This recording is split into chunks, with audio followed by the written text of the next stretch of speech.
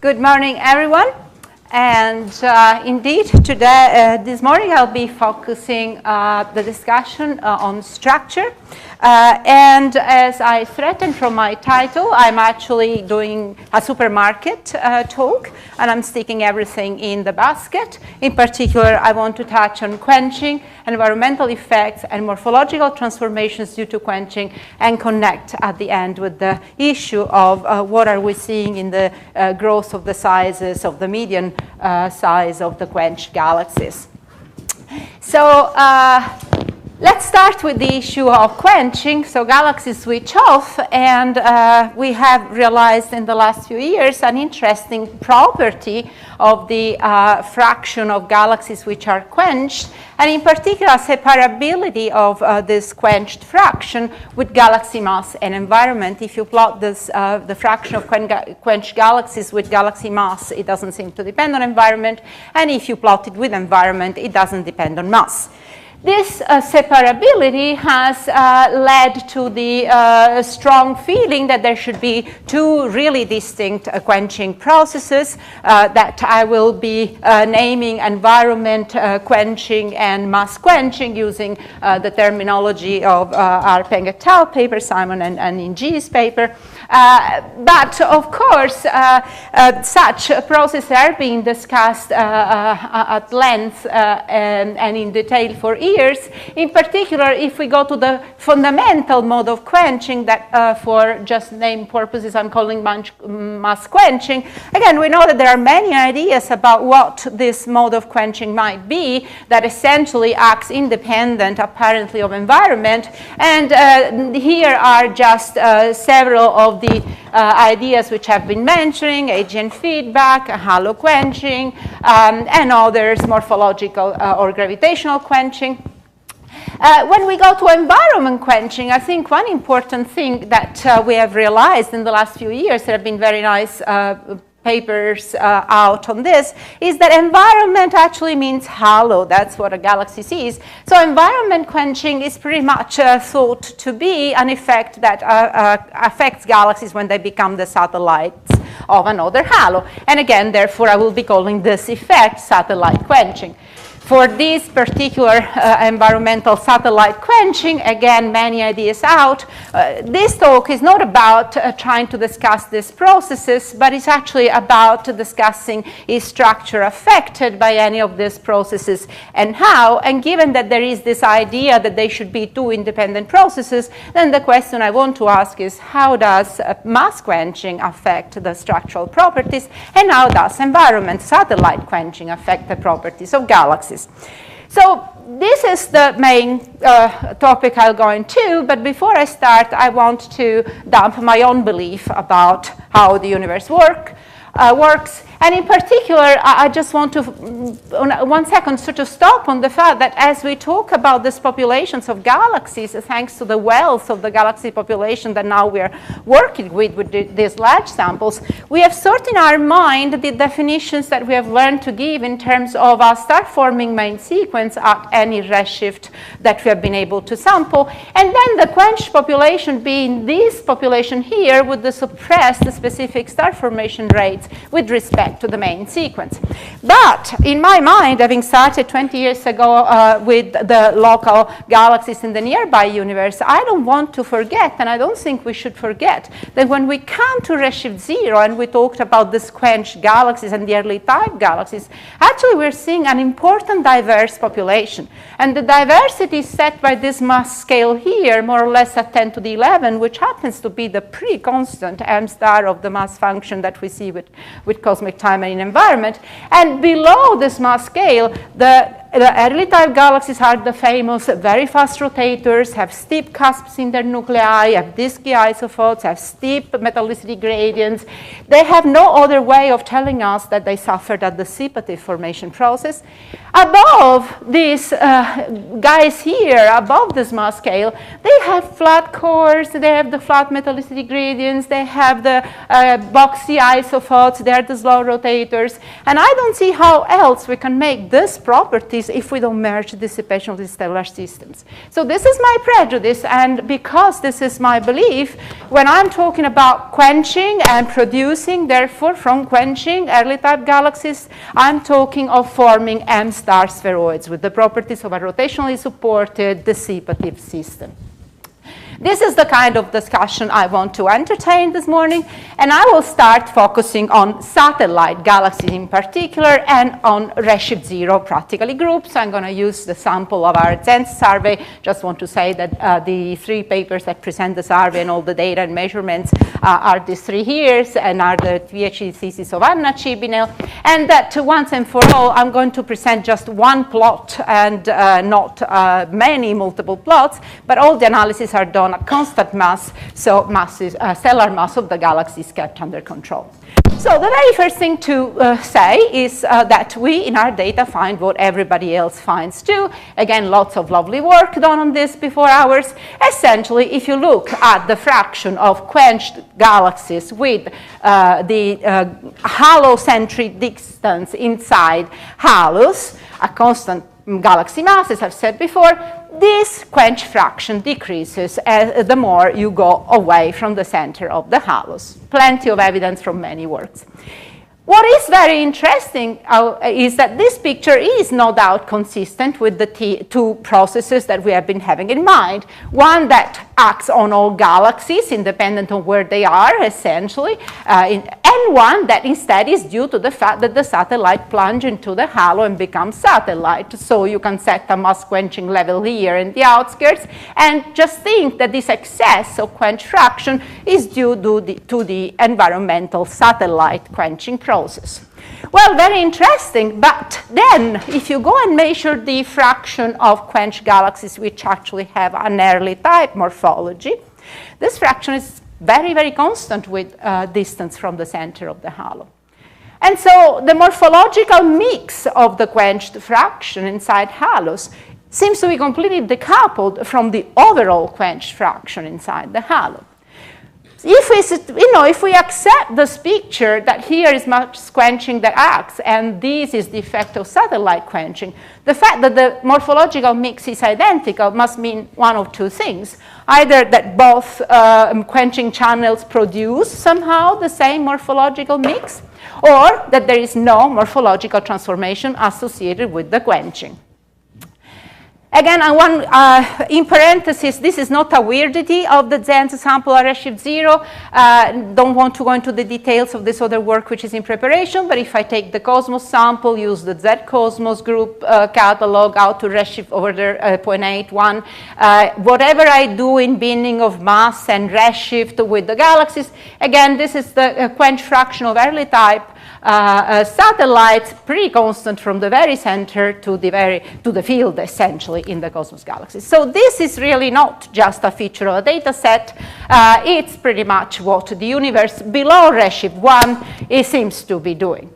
And so the first conclusion is the morphology density relation that is so well established is not a result of changes in the morphological mix toward the centers of the halo, but is a result of the fact that the fraction of quenched galaxies increases towards the centers of the halos.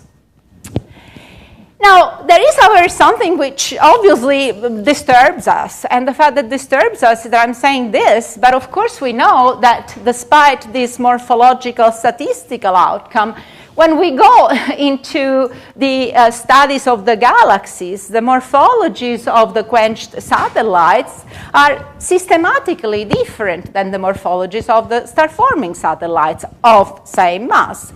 And in particular, if we look at the distributions of bulge to total in the quenched satellites and in the star-forming satellites, same mass, and the half-light radii of these galaxies, well, we know very well that the bulge to total of the quenched satellites are much larger than the bulge to total of the star-forming satellites, and the half-light radii of the quenched satellites are much smaller than the half-light radii of the star-forming satellites.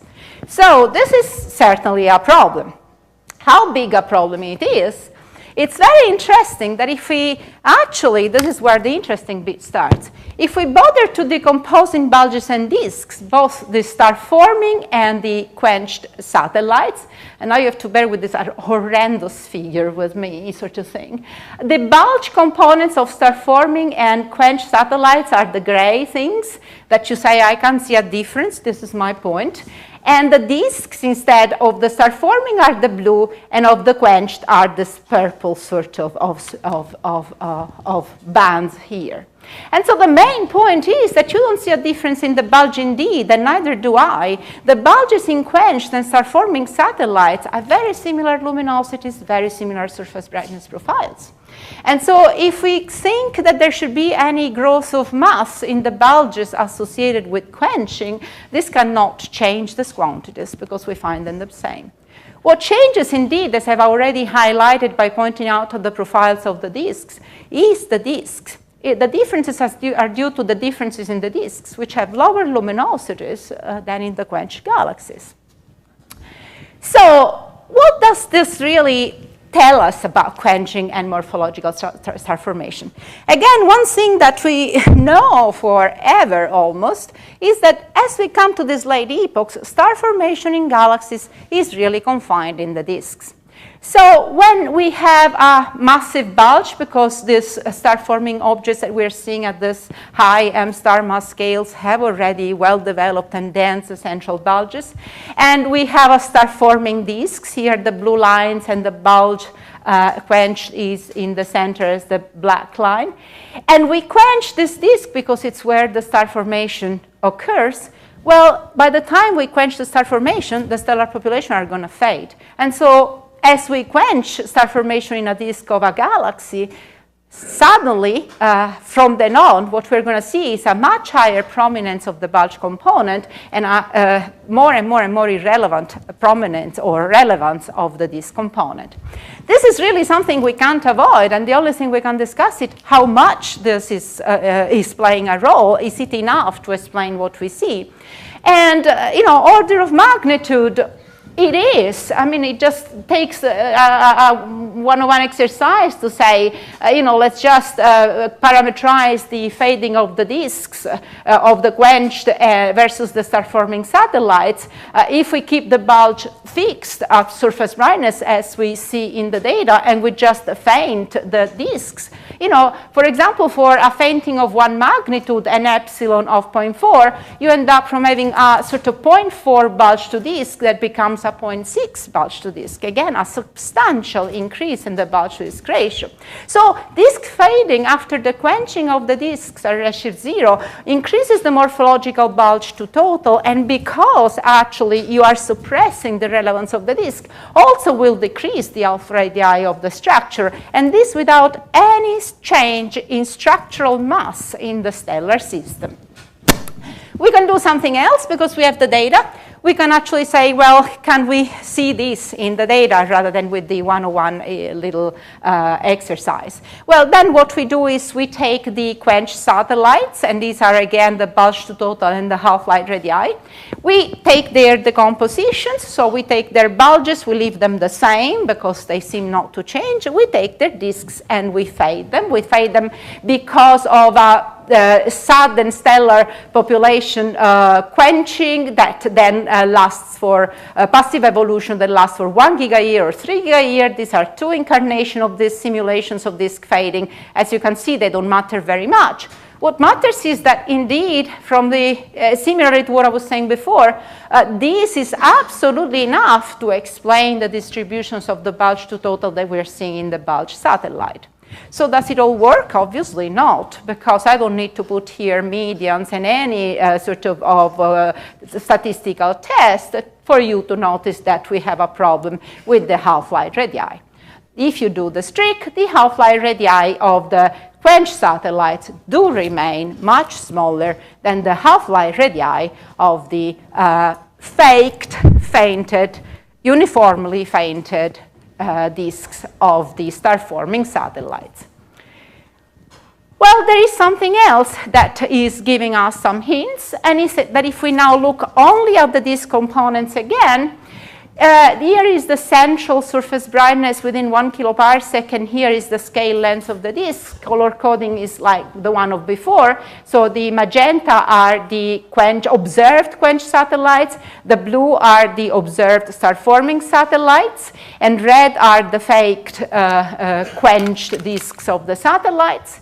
Well, obviously, first of all, I want to notice that the central surface densities of the disks of quenched and star-forming satellites are pretty much identical. And here you can see that the problem is that the magenta points are concentrated very much as small scale lengths, and the blue points instead, the disks of the star-forming are much more extended, of order of factor 2 on average than the scale lengths of the quenched disks. Obviously, if we do a uniform fading, the scale lengths in the blue points are not going to change, and so the red points are just going to be down, but are not going to cure this problem, this factor of 2 in the scale lengths of the disks. Sorry, what passband? This is done in I band. Okay. And so, obviously, the simple fading may be missing something, and of course it's missing something. There are at least 2 reasons why the simple uniform fading with radius shouldn't work. And the first is that if we believe in an inside-out growth of disks, we should have radial age gradients that therefore motivate a differential fading with disk rather than a uniform fading with radius. And the other thing is that, you know, again, if disks grow inside out, the disks would be smaller at the time we quench them before we see them quenched today. So both these reasons motivate to go one step further, again, in an extremely toy, sort of Mattel toy model, nothing more. But if you think everything is exponential, the star-forming disks are exponential, and the quenched disks are exponential, they just have 2 different exponential scale lengths. Also, the fading with radius will be exponential. No need to go into the trivia. Let me just say that if we want indeed to reproduce half of a disk scale length in the quenched galaxies relative to the progenitor star-forming disks, then what we get is a scale length of the distributions of the fading, if you want, which actually matches the one of the original star-forming disk. And we get indeed very little fading in the center. That is just what we want given the data. And we get about a magnitude of fading at the scale length of the original star-forming disk. These parameters, if you had spectroscopic eyes, would have seen are precisely what we see when we decompose our disks and bulges, and from our measurements is totally consistent with 1 to 3 billion years of passive evolution. And so the conclusion is that if we are a little bit more physical about fading the disks of the star-forming satellites, we get the quenched satellite population at redshift 0 that we are observing without any need at all for any substantial mass growth in the central component or other any changes, structural changes to the central component. The second important point is that this again is consistent and supports the idea that we don't do any structural changes, so neither of the 2 quenching channels is going to affect anything in the stellar mass distribution. The third point, which I had already hinted before, if something quacks like a duck, maybe it's a duck, if nothing is changing the structural properties, neither of these 2 processes is changing the structural properties, and so from the structural perspective, the structural properties are acting in the same way, why not to say that they are the same process? We still have to keep in mind the famous separability I started with, but I'll come to that at the very end. In the very least, from the structural perspective, mass and satellite quenching seem to act in the same way. They may well be the same process. So I'm at checkout, and at checkout I still 1 item in my basket, and the item is the evolution of the median size of the quenched population with cosmic time. Again, I focus on redshift smaller than 0, and this is something, please, that you have to keep in mind. Important, as has already been highlighted by several of us in the audience, several people here, that we count how many objects we have with different sizes. And at checkout, I don't have time to go into the detail. I want to show the plot that I was trying trying to describe yesterday in words, if you actually between redshift 1 and redshift 0 construct the size function, which is what I was showing to you before, the moving number density of galaxies quenched with early type morphology of different sizes, and here color-coded are the redshift bins between 1 and 0.2 in the cosmos sample. And then you sort of take the ratio between what happens at late epochs and what happens at early epochs between redshift 0.2 and 0.1. This is what you obtain. So this is 1. It means that you don't lose any of the compact galaxies below a half-life radius of about 2 kiloparsec. And where you get the increase in the quenched population since redshift 1 to today at a M star mass scale is actually at the large sizes. Now, so it's really a growth of the big population. This in its own can have any explanation, including merger and any other. But there is another important point of information that in the cosmos data is unequivocal. If you take the rest frame U minus V colors of these galaxies, and you now look at what the distribution of the compact quenched early type galaxies, the gray histogram does from redshift 1 to redshift 0.2, and what the large galaxies do from redshift 1 to redshift 0.2, what you see is that actually the colors, rest frame U minus V colors of the compact become systematically redder as you come from redshift 1 to redshift 0.2. And if you compute how much they are redder, they're precisely redder of what you would expect from a passively evolving population. So I'm an experimentalist, I see this, and I say my working hypothesis at this point must be that this is a stable population that does not evolve in size and passively evolves since redshift 1.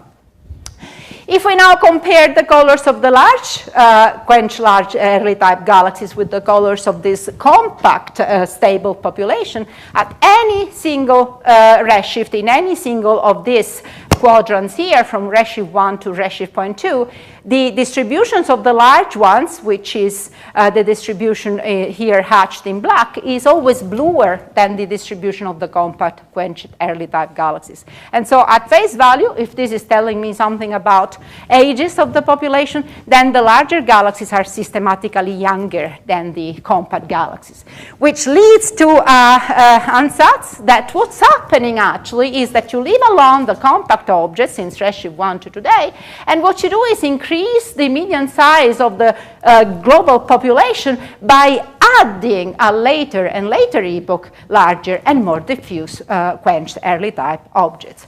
How does this story relate, and why is it in my basket today? Because it's very neat. I can now go and do the size function evolution of the star-forming galaxies from cosmos, equivalent sample, equivalent mass.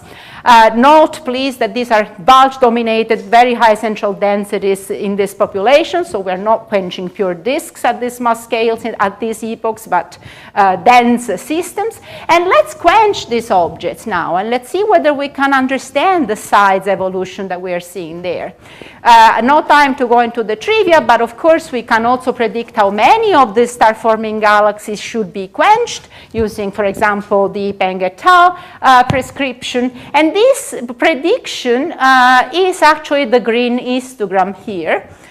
So the size function, what the size distribution of the just quenched out of the main sequence star-forming population should look like if we could observe it. And the black hatched histogram here shows the difference between the size function of the observed in cosmos quench early type galaxies at early epochs, the gray histogram at redshift 1, and the size function of the quench early type galaxies at lower epochs at redshift 0.2. So this is the sort of histograms that the newly quenched early type galaxies would have if you quench the galaxies straight out as time, from the main sequence as time progresses in the universe. And of course there is a problem in these two distributions. Again, no need to quantify that. This arrow, the median is here, and the prediction from straight quenching of the star-forming galaxies is here.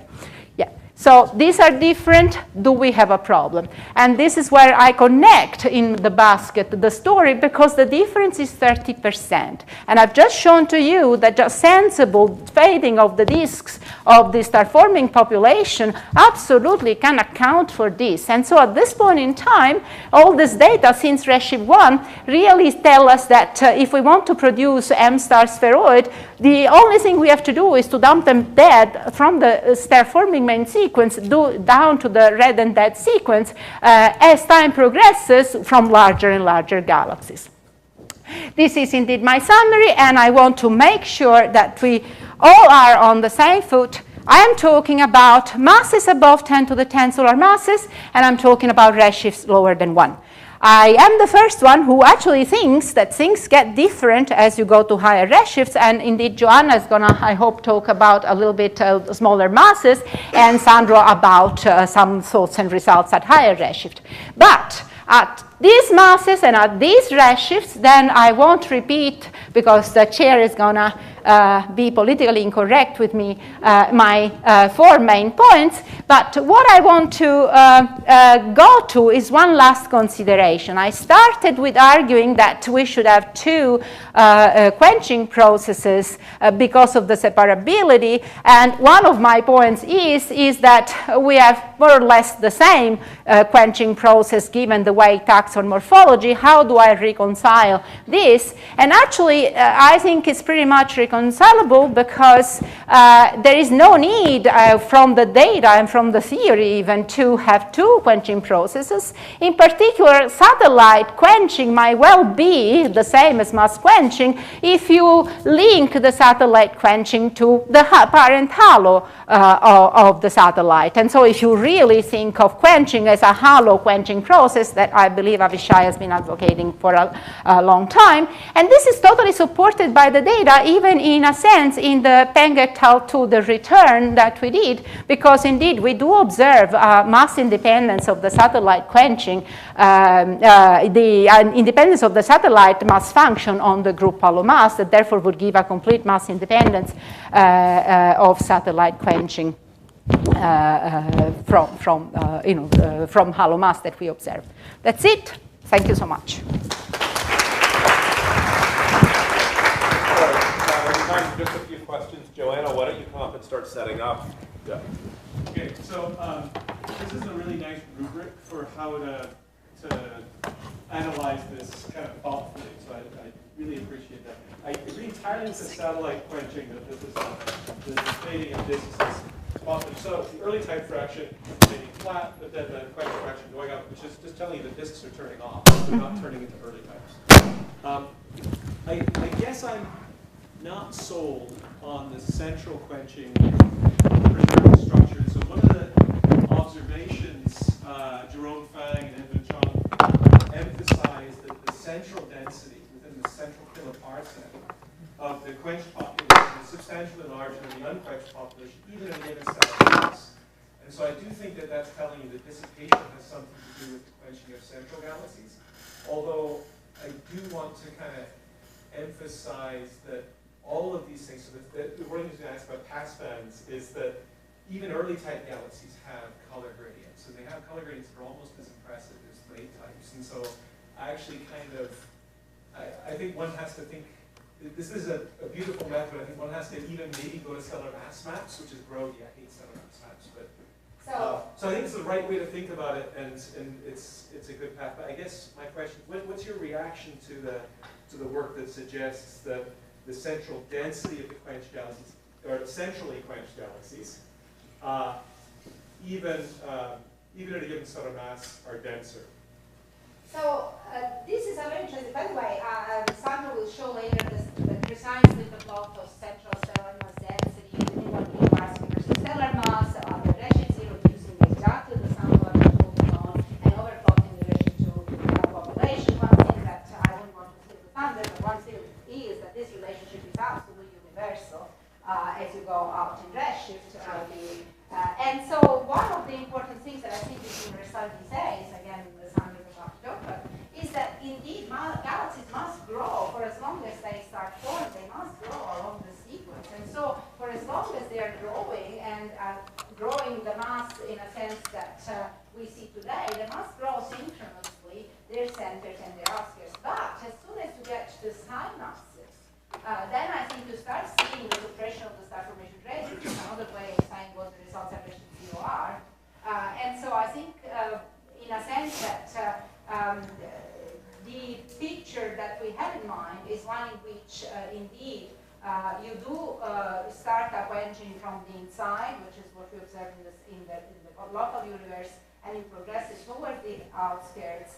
And the universality of that relationship means that you grow the stellar mass at lower masses till you hit this saturation, sort of the stellar densities. I don't know if this is what you were asking. If not, better we'll talk later. All right, one more very, very quick question. All right, back there. I was just wondering with the satellite results, if you worry at all that the disks will actually be tightly stripped before the bulges, and so you can get a differential morphology bias just by the fact that you're selecting satellites. So, actually that would help, because what you're trying to argue is that you have to find a way of why you end up finding the scale lengths of the quench disks smaller than the star-forming satellite. So you add another reason why we shouldn't very naively just fade the disks as they are. So, of course, it's a complication in the picture, but the point is well made. We even have more reasons to think we can explain it all as affecting the disks rather than the center, rather than the bulges. Okay, so, again, many ideas out. This talk is not about trying to discuss these processes, but it's actually about discussing is structure affected by any of these processes and how. And given that there is this idea that they should be two independent processes, then the question I want to ask is how does mass quenching affect the structural properties, and how does environment satellite quenching affect the properties of galaxies? So this is the main topic I'll go into, but before I start, I want to dump my own belief about how the universe works. And in particular, I just want to, 1 second, sort of stop on the fact that as we talk about these populations of galaxies, thanks to the wealth of the galaxy population that now we're working with these large samples, we have sort in our mind the definitions that we have learned to give in terms of our star formation of the fraction of galaxies which are quenched, and in particular separability of this quenched fraction with galaxy mass and environment. If you plot this, the fraction of quenched galaxies with galaxy mass, it doesn't seem to depend on environment, and if you plot it with environment, it doesn't depend on mass. This separability has led to the strong feeling that there should be two really distinct quenching processes that I will be naming environment quenching and mass quenching using the terminology of Arpeng et al. Paper, Simon and Inge's paper. But of course, such processes are being discussed at length and in detail for years. In particular, if we go to the fundamental mode of quenching, that for just naming main sequence at any redshift that we have been able to sample, and then the quenched population being this population here with the suppressed specific star formation rates with respect to the main sequence. But in my mind, having started 20 years ago with the local galaxies in the nearby universe, I don't want to forget, and I don't think we should forget, that when we come to redshift 0 and we talked about these quenched galaxies and the early type galaxies, actually we're seeing an important diverse population. And the diversity is set by this mass scale here, more or less at 10 to the 11, which happens to be the pre-constant m star of the mass function that we see with cosmic time and in environment. And below this mass scale, the early type galaxies are the famous very fast rotators, have steep cusps in their nuclei, have disky isophotes, have steep metallicity gradients. They have no other way, in purposes I'm calling mass quenching. Again, we know that there are many ideas about what this mode of quenching might be that essentially acts independent, apparently, of environment. And here are just several of the ideas which have been mentioning: AGN feedback, halo quenching, and others, morphological or gravitational quenching. When we go to environment quenching, I think one important thing that we have realized in the last few years, there have been very nice papers out on this, is that environment actually means halo. That's what a galaxy sees. So environment quenching is pretty much thought to be an effect that affects galaxies when they become the satellites of another halo. And again, therefore, I will be calling this effect satellite quenching. For this particular environmental satellite quenching,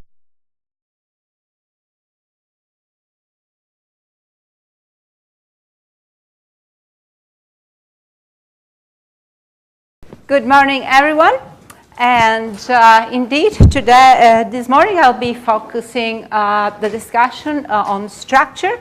And as I threatened from my title, I'm actually doing a supermarket talk, and I'm sticking everything in the basket. In particular, I want to touch on quenching, environmental effects, and morphological transformations due to quenching, and connect at the end with the issue of what are we seeing in the growth of the sizes of the median size of the quenched galaxies. So let's start with the issue of quenching. So galaxies switch off, and we have realized in the last few years an interesting property